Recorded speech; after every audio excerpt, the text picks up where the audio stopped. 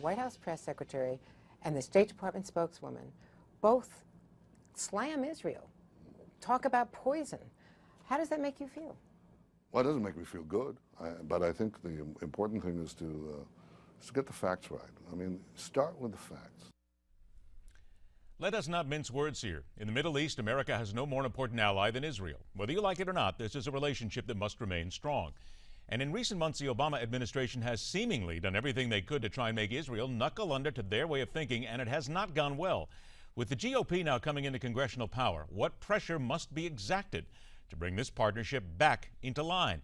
Let's welcome to MidPoint much more than just the Newsmax legal expert, veteran political commentator, widely respected scholar on U.S. constitutional law and criminal law, and author of the new book, Terror Tunnels, the case for Israel's just war against Hamas.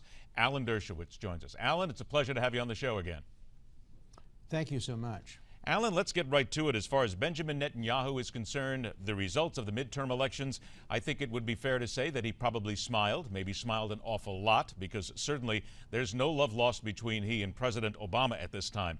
But how will the congressional changes force the president, if at all, to change his way of thinking against Israel? And can that relationship be repaired so quickly?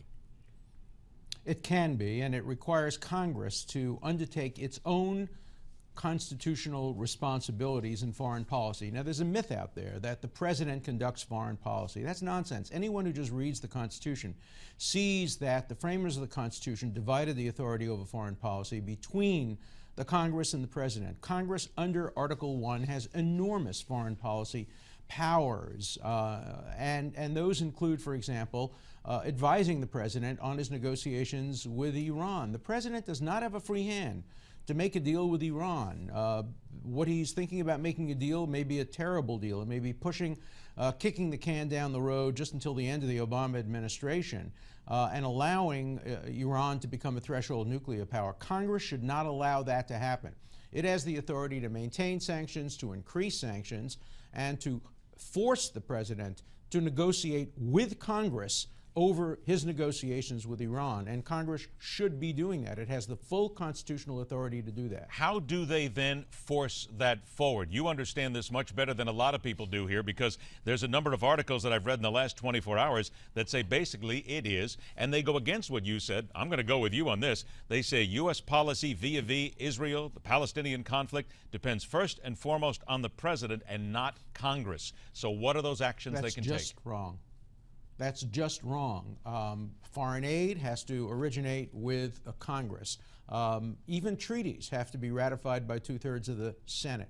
So Congress has an enormous amount of power over foreign policy, and it can straighten out the skewed relationship between the United States and Israel. Congress can have hearings to determine who those two people were, senior White House official, who used those terrible words about Prime Minister Netanyahu and who revealed classified state information, telling the Iranians that America believes that Netanyahu is bluffing over Iran. You know what that did to Israel's negotiating position and America's negotiating position by revealing that information, even if it's true, which I don't think it is true?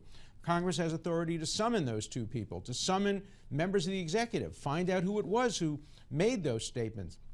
It has authority to increase the sanctions, to maintain the sanctions. It can do all of those things in order to participate in foreign policy decisions with the president. It is a myth that the executive branch has foreign policy power to the exclusion of Congress. After all, the executive has a limited term. There are only 2 more years to the Obama administration. His interest may be in preserving his legacy and making sure nothing bad happens in the next 2 years. Congress has an interest in making sure that the short-term interests of a particular president don't undercut the long-term interests of the United States of America. And the long-term interests of the United States of America are with a strong alliance with Israel. Remember, the United States has only one reliable ally in the Middle East, and it's not Egypt, and it's not Turkey, and it's not Jordan. It's only Israel. Israel will always remain America's strongest ally and supporter, will always provide it with technological assistance, intelligence assistance. It cannot count on any other countries. Look what Turkey did. Turkey turned around on the United States, refused to allow cooperation, is trying to kill the Kurds, it's supporting ISIS. Many of other American allies, Qatar and other places, are supporting Hamas. So the United States has only one reliable ally in the Middle East, and Congress has to assure that that relationship maintains strong regardless of what the president thinks and does. Alan, couple of minutes I got left here. You're now getting to a point that so many people ask me about, and quite frankly, I see this asked constantly. What could President Obama hope to gain by ticking off Israel, Benjamin Netanyahu, keeping them at arm's length, making this such an adversarial relationship? It boggles the mind, if you think about that being our only ally, why the president would create this sort of schism. It's pure stupidity. It doesn't work. What it does is it strengthens the right wing in Israel. It puts the people all in support of Netanyahu. It makes it harder to make peace. It makes it harder for Israel to make compromises. It's just dumb. And I don't understand what would motivate a president who claims to be supportive of Israel to be undercutting this relationship in this way. He must get to the bottom of this, find out who the two people are who made those statements, expose them, fire them, and make it clear that that doesn't represent the administration's view on this. And then he has to work hard to cement the relationship, and he has to get a good deal with Iran.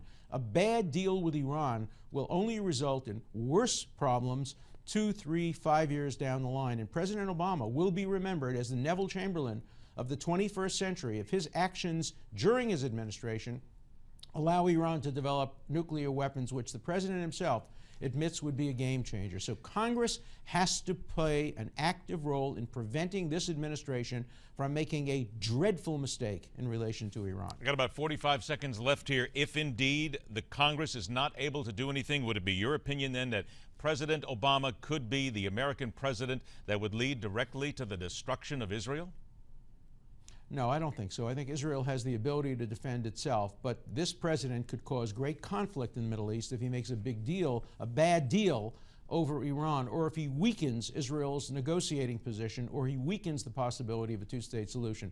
Right now, this administration's policy toward Israel is a disaster, not only for Israel, but for the United States of America and for world peace. That has to change. If the president doesn't do it, Congress has to make him do it. Let's see if anybody has the intestinal fortitude to do it. Once again, the book is Terror Tunnels, The Case for Israel's Just War Against Hamas. And Professor Alan Dershowitz is our guest. Professor, always a pleasure to have you on the show. Thanks so much. Thank you so much. All right, short intermission. We return with the new thinking on the president and immigration. Can the Republicans now force real change and compromise to make something substantive and agreeable to all start moving? And at 51 minutes after the hour, an overreach by the Vatican. In time, the church realized what real courage is.